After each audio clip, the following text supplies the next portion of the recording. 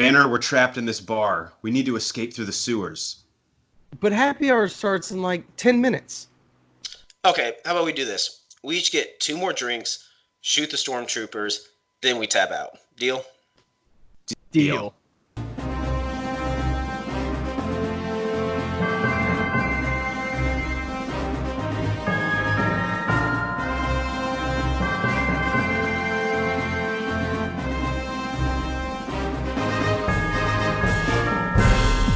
Welcome in to the Bro Force Squad podcast. This is our review of The Mandalorian Season 1, Episode 8, the Season 1 finale, entitled Redemption. I am your host, the Mayor, Jeff Hornacek.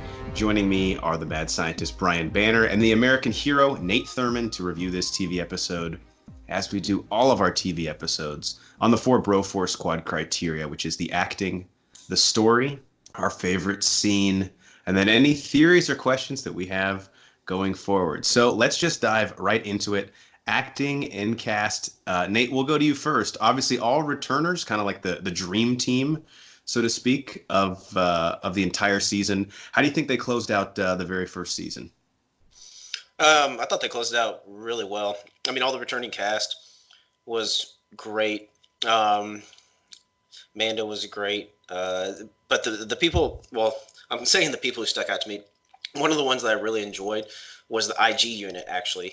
And I don't know if you can consider it acting. I just liked his role in this episode, mainly because Mando was so skeptical of him. And so he came in as the nurturing figure, and he really kind of took that over, and then Mando kind of started liking him.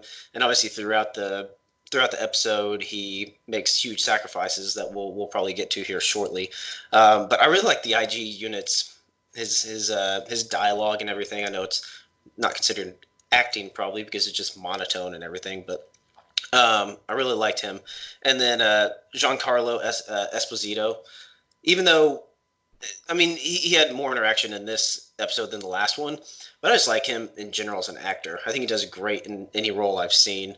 He plays that cocky bad guy. He just has He is such a typecast, and he plays it perfectly. I know he's just tempered throughout everything. No matter like what he's saying, he's talking about killing. He could be talking about like killing children, killing your mom, and he's just even keeled, just kind of talking like his next door neighbor talking to him.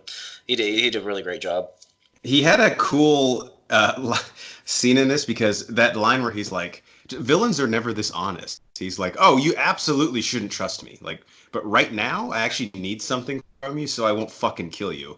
Yeah, and the heroes are like, act in my best interest. You can guarantee that. And the heroes are like, we appreciate you being so honest with us. Question mark? And then IG-11, voiced by Taika Waititi, who also directed this episode. Mm-hmm. Kind of now, Banner, you and I talked about this off pod. Carl Weathers as Grief was really, really struggling throughout this season. Especially, was it 2 episodes ago or last episode? Where it was last episode with the campfire scene that it was just absolutely horrendous. And if there's anything that we're really bad out on this show, that's admitting when we're wrong. But we're gonna do it here. He was actually pretty good this episode. It's like he finally figured out like what his character was or who his character was. It was almost like he went and looked at tape and he was like, all right, I can't throw into double coverage anymore. Yep. But when this season really needed him, exactly, or read the blitz, do something, because now you're just boogie boarding. But he brought it in this last episode. I was very pleased with him because if he sucked in this episode as bad as I thought he sucked in episode 7, it would have really kind of killed the end vibe, right? Where like for sure he's laying out all the different options for Mando, and then we'll get to it in story, but like the awesome setup for season 2 where like it concludes this season perfectly, but like any good show, there's still enough there to where you're left satisfied, but really, really intrigued as to where it's going to go. Yeah. Couple things else I had on acting and cast real quick. I love that like we finally got like our little outlaw group together in this episode. They all played off of each other really, really well. So happy that Pedro Pascal was able to actually get his face shown and how they did it, and without compromising the morals of the character, was so well done, and he earned that spot, and he earned that episode for sure. Yeah, that was so well done because now we can keep like the actual big reveal of him showing his face to someone else. They got something in their back pocket. They can bust Yep. out on us later. That was so well creatively done. Yeah, it was well played, and the line from the IG unit was great. I'm not a living thing, so it doesn't There matter. were two great lines. The other one he had that I loved, and maybe we'll talk about this in best scene, but when the IG unit like stepped into the lava bath and he was Yeah. like, "Do not be sad," and the Mandalorian was like, "I'm not sad," and he's like, I can read your vocal patterns. You are Yeah. sad." It was like, I mean, maybe I sniffled a little bit, but there's a I flu have a bug going cold. around. Yeah. No one here has used hand sanitizer the whole episode. That's why I think I'm catching something. That's what Yeah, that I'm coming sniffle down with was. something for sure. All right, story and plot. So we had sat here and bemoaned episodes, what, 4, 5, and 6, basically Yeah. for not moving Yep. the plot. But all is right. It's not how you start, or I guess how you middle. It's how you end.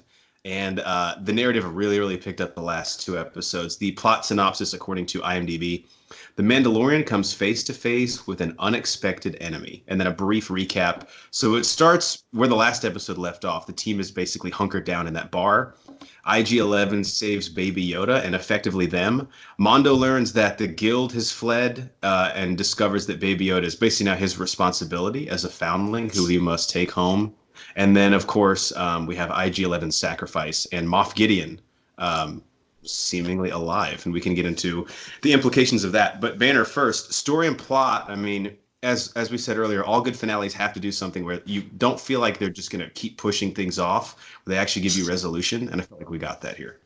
I agree. I think this is the perfect ending to a fairly good season. I stand by my statement. I think that this movie or this show was a movie, and they added a couple of filler episodes that literally did nothing just to make it a show. But I loved this episode. I thought that it was a perfect blend of a little bit of comedy, great action. It hit on every emotional beat. It summed that season up, but also said, okay, hey, this is what we have in the future if you guys want it. Just tickled our balls enough. It had everything you wanted in a last episode. I think what's so great about this show is like, I'm a big Star Wars fan. I think Nate's kind of the same way, but I don't like. I don't watch Clone Wars or Rebels. I don't know like all the lore. I read a few of the books, which are now expanded universe or like Legends, but it's so contained and so easy to keep up with, but also so interesting week to week that I don't have to like read about the episode for 15 minutes or Yeah, 30 no, minutes after I watch I it. completely agree. I'm not going to be pulling off characters that have never been on screen like Banner May, but I know enough to Nerd. keep up with everything.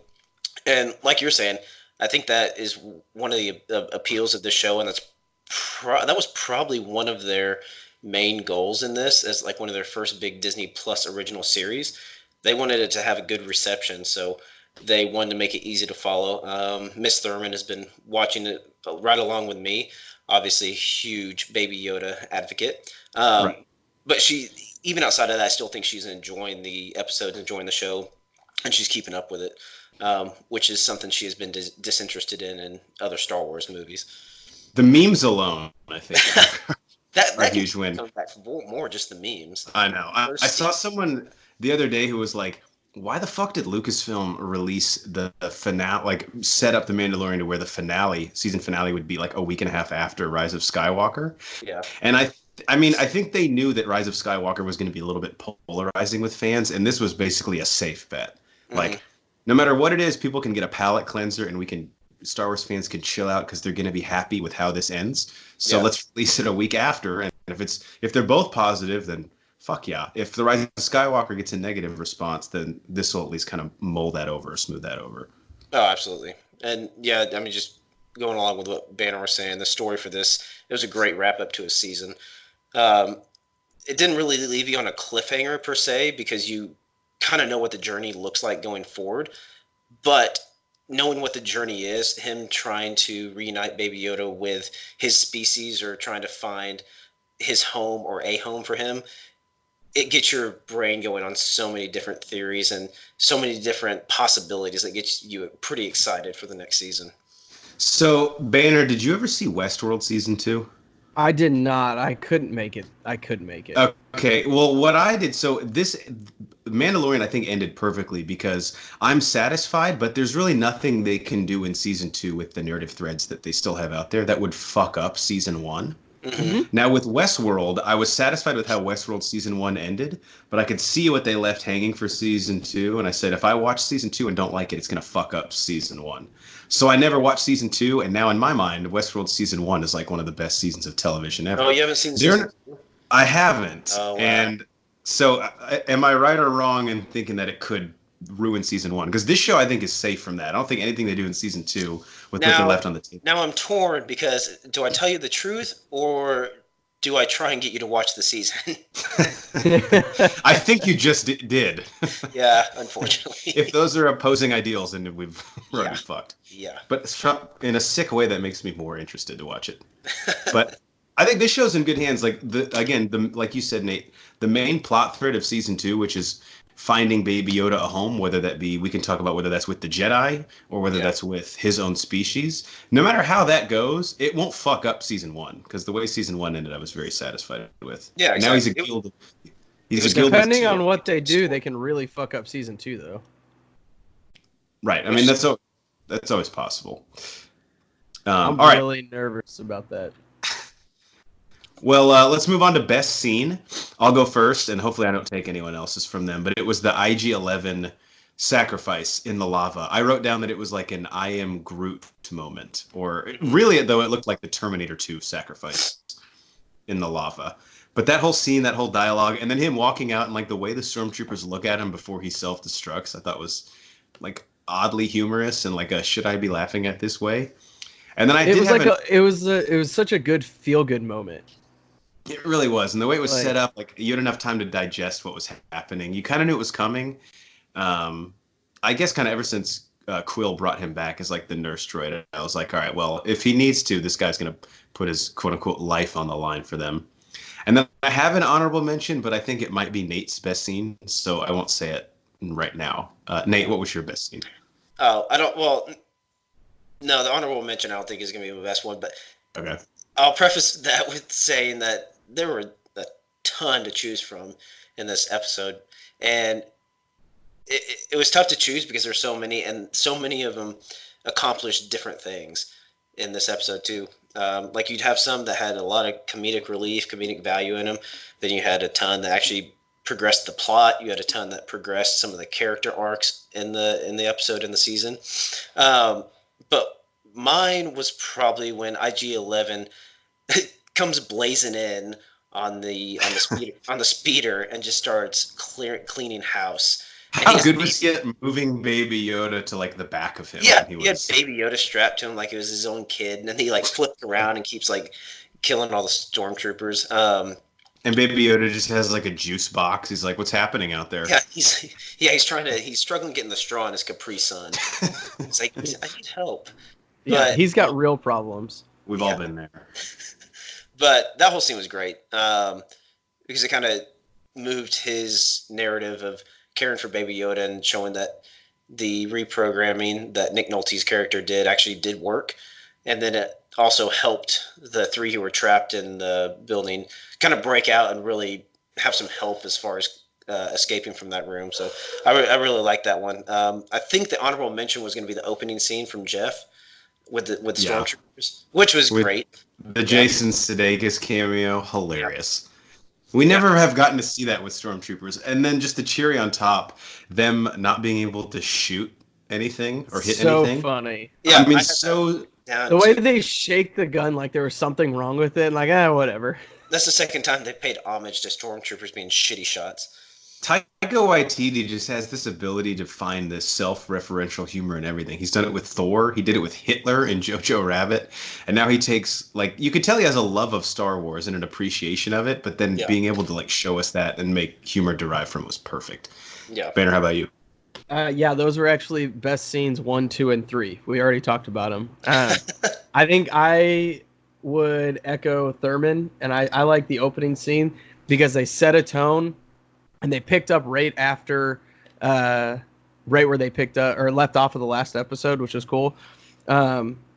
But they set a tone. They said, look, we're going to give you a lot of action, but also we're going to show you that, hey, the entire emphasis of this show is about Baby Yoda and keeping him safe. And that's exactly what was happening there. It's so crazy to see. I hadn't done any reading or anything except for like a few interviews before this show came out.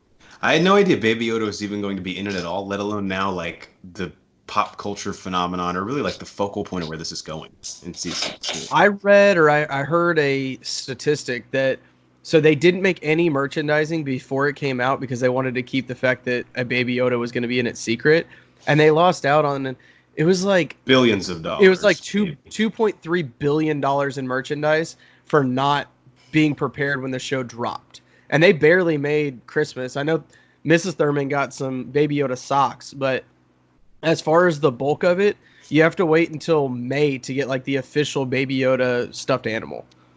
Jeez. Which is insane that that Lucasfilms and Disney weren't prepared for that.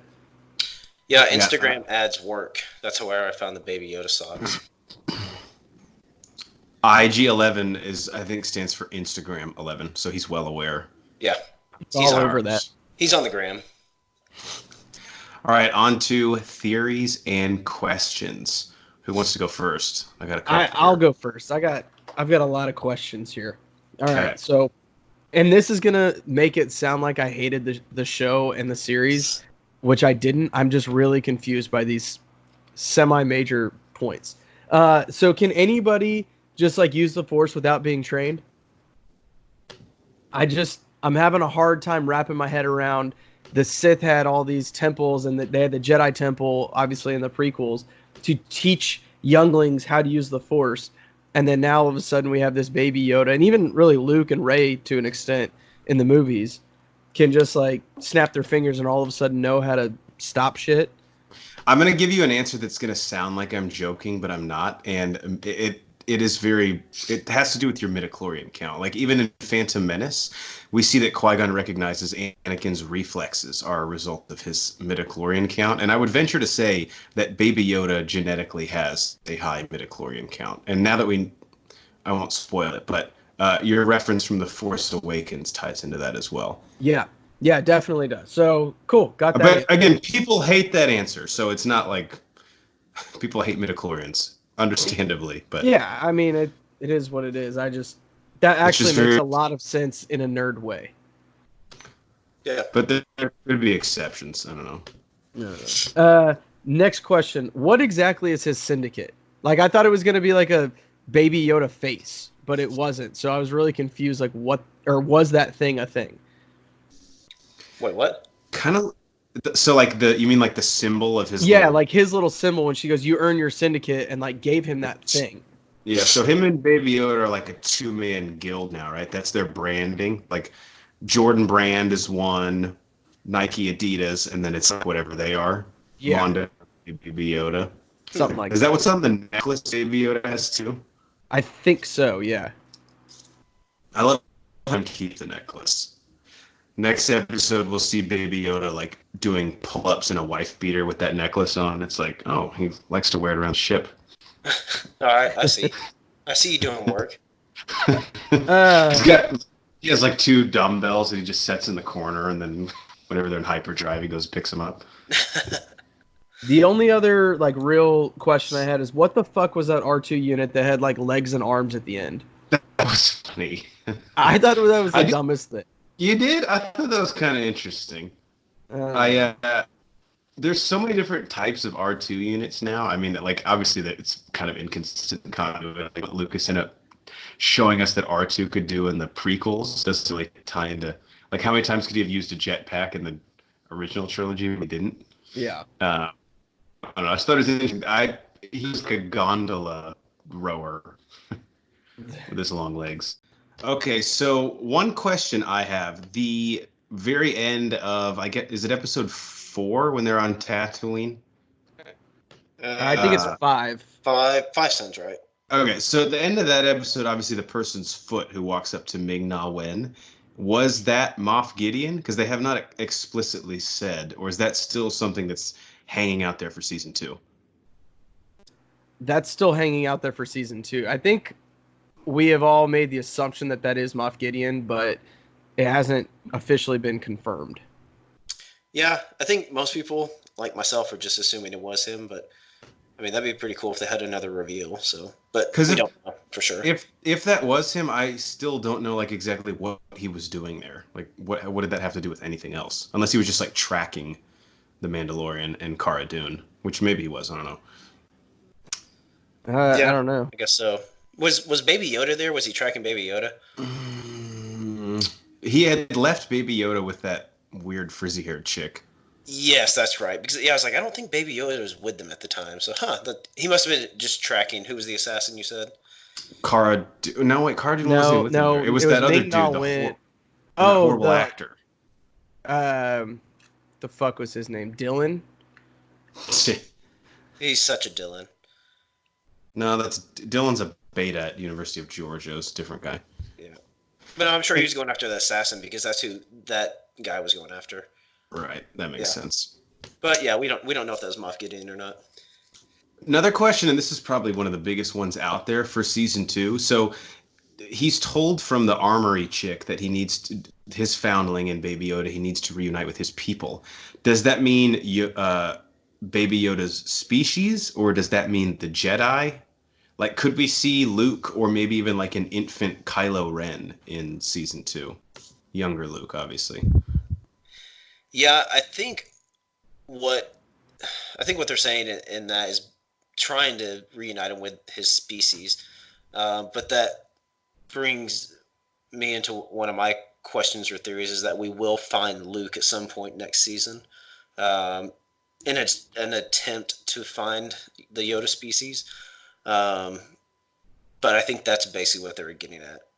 Okay. I think I would prefer, because I mean, that's a tough ask for Mondo because he doesn't know, I don't think, what Jedis are. He seemed completely bum-puzzled whenever they talked about Jedi in this episode. They briefly mentioned it, and which would kind of make sense because the Jedi religion at this point has been dead for, 30 years? It's a big it'd be like if someone said to us, "You need to go find the Baja Men." We'd be like, "Who the fuck is that?" Yeah. Then, hold on, you're saying they've been dead for 30 years, and I'm not the greatest with the timelines on these, so I always have to think about that. So, were they not prevalent in episode 6? The Jedi? Yeah. It was really just Luke. It was just Luke. I'm assuming Banner is saying since Execute Order 66. Yes, since Execute Order 66. Gotcha. Yeah. Like, they're not as big of a deal. Okay. They're like the 90s Pistons. I gotcha. Okay. Like, nobody gives a shit now. Yeah. Well, Geiger's rolling over in his grave talking about the bad boy Pistons. Yeah, well, he can get... I mean, that's fine. But he's just being a fucking baby anyway by not doing anything Star Wars. One theory / question I have before, Banner, I turn it over to you and your expertise on the animated show. But they mentioned in this episode Cara Dune was from Alderaan. And I thought that was interesting. Like, could that come into play? Is there any chance she is an Organa or at all related to Bail or possibly Leia? Again, I don't want to make the universe like there's more than 8 people in the entire galaxy. I get it. But I just thought that was an interesting thing to bring up, considering where we're at in the timeline. Alderaan having been destroyed, like, I don't know, 8 years ago? When did you say A New Hope was? From Jedi? I'd say anywhere from the 8 to 10 year mark. So the fact that like that obviously is part of the reason why she fucking hates the Empire, like because they destroyed her home. I just thought it was interesting. And the only people that we really know by name from Alderaan so far are the Organas and Bail and Leia. So it might piss people off if she's somehow related to them, but I don't know. Maybe she's like Leia's cousin or something. Not through blood, obviously, but that'd be a cool tie-in. Just thought it could be cool. Yeah. Nate, did you have any theories or questions? Yeah, I kind of piggybacked off one of yours as far as I think we'll find Luke next season at some point. So that would be really cool. Just along the journey of trying to get Baby Yoda back to his species.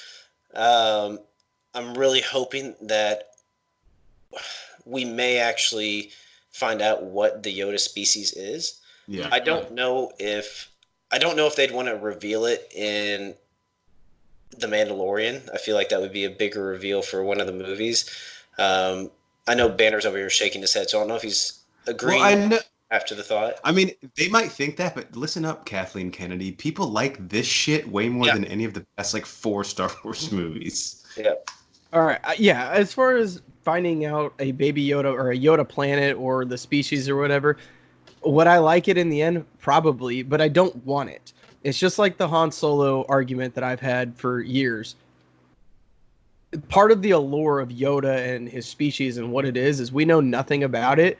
All we know is that they're super powerful. I don't want that explained. It's like Han Solo. I didn't want that story of him, whether he did the Kessel Run or not in that time. I don't want to know that. I like the mystery behind it. No, it may be one and the same, but at the bottom line, all I was saying was that we'll actually have a name to put with their species. Okay. I went off the deep end on that. I apologize. Well, and like I was saying, it may be one and the same. Like if we get deep enough to where we find out what the species is, they may have to explain more. But that's really all I was going. I was just saying, hey, we might be able to find out what the species actually is since it's been so long and it's just a unknown. Yeah, I'm wondering in the next season, who's going to give that exposition? Who is going to know anything about Baby Yoda or the Jedi that he'll come into contact with? And that opens up a whole ton of possibilities that are fun. And then my other theory, which Banner can help. Billy Williams will come back. What? Billy D. Williams? I bet Billy D. Williams will come back. Wendy Williams. Billy D. Williams. Oh, one off. First I just called him Billy Williams. I was like, you're not that good of friends with him. You need to say his. No, only his good friends call him Bill. Yeah. Which is not. So, like I was saying a second ago, Banner can help me with the timeline on this, if this would be realistic. And I think this may play into the flashback they had, which we didn't even mention throughout this whole thing, which I thought the flashback was good. But Boba Fett being involved in some of his upbringing as far as the Mandalorian. Yeah, I didn't really think about that, but that makes almost so much sense that it has to happen. Now I'm going to lean on Banner for the timeline to see if that's a realistic thing. It is a very realistic thing. Okay, I thought it was. Thinking a little bit more in detail, I'll have to go back and rewatch the episode. That kid almost looks like the clone, right? The kid, or like Boba Fett in Attack of the Clones. Yeah, a little bit. He looks similar. So could he be a brother or a cousin or something of Jango Fett? I'm just going to keep leaning on that there's going to be a Boba Fett tie-in at some point. I don't know. I think they're going further away from that, but they also have a very easy in to add that in. Yeah, and maybe that was Boba Fett's foot. I don't know. Again, they need to explain what happened in the Sarlacc pit, and I know the expanded universe books he got out, but I've always thought that was kind of lame. But maybe they have a cooler way of doing it. I trust Favreau and Filoni. Yeah. Banner, kind of wanted to lob you a softball here. So at the end, Moff Gideon carves himself out of the TIE fighter with the dark saber. And I had heard a little bit about this, and I know it's a big deal in Clone Wars and or Rebels, and especially involves the Mandalorians. Is there anything you know from those shows that you want to either speculate on or just add? Yeah, I mean, it's a Mandalorians, like the top Mandalorian, it's their saber that they use.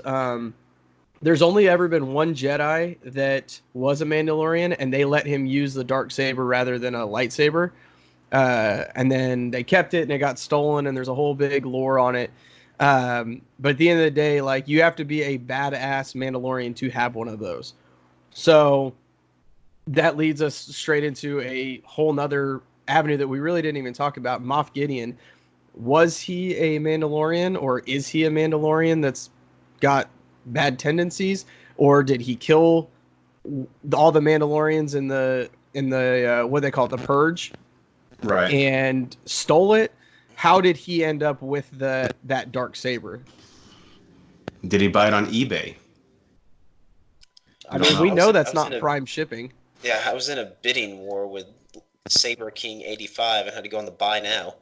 How cocky to already have his name as Saber King 85 before he's even won the bid for it.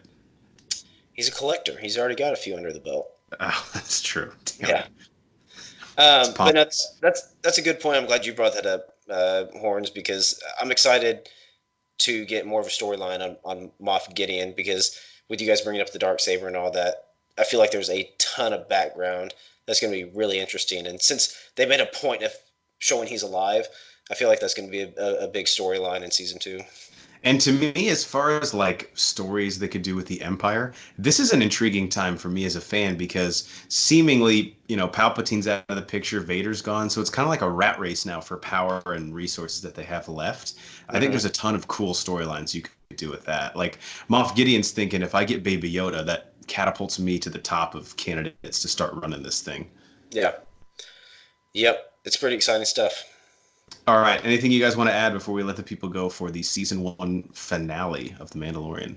Nate? No, I just want to share everyone else's excitement for season 2, and that it's going to be a fairly quick turnaround coming up this next fall. But yeah, I think this is a good step in the right direction for Star Wars fandom. Because like we mentioned earlier, I think it's something that can actually get not as big as Star Wars fans into it and keep them interested, and really grow the franchise, even though it's like the fucking biggest thing out there anyway. So yeah, I'm excited about the quick turnaround, but I'm also kind of nervous. Like, that is really quick, like less than a year to turn around a season of television in the Star Wars universe. Yeah, I don't know. Banner, how about you? Yeah, I'm super excited with the Rise of Skywalker being out and there being no more Skywalker saga films out. That really excites me that we can get more of the universe. And yeah, they're fast tracking it. It's a high risk, high reward, I think. I think it'll pay off. I trust Favreau and Filoni. I think that they're going to do a good job. I don't think they would fast track it if they didn't already have a plan in place. Yeah. So I think it's going to end up being good, and I cannot wait. I'm looking forward to this. Is the first time I've been super excited about a second season or a following season in a really long time. So can't wait. Echo that. All right, for the mad scientist Brian Banner, the American hero Nate Thurmond, I am the mayor Jeff Hornacek, and we are the Bro 4 Squad podcast. Thank you guys so much for checking us out. We will see you for season 2 of The Mandalorian in less than a year, I guess. Follow us on Twitter at Bro 4 Squad. Subscribe to us on iTunes, Spotify, and YouTube by typing in Bro Force Squad as 3 separate words. Type those same 3 words into letterboxd.com to check out all of our movie reviews. And if you go to our website, bro4squad.com, you can find all of our content. And we actually have a survey at the top of the page. If you fill that out for us, we will give you a shout out on our next show. Thank you guys for checking us out, and we will see you in a galaxy far, far away. How do I get some of that Bacta spray? Like, I need some of that for after a night of going out. You can't get it over the counter, I know that. You need a prescription? They won't even let you buy fucking Sharpies at Walmart now. There's no way you get that. Son of a bitch.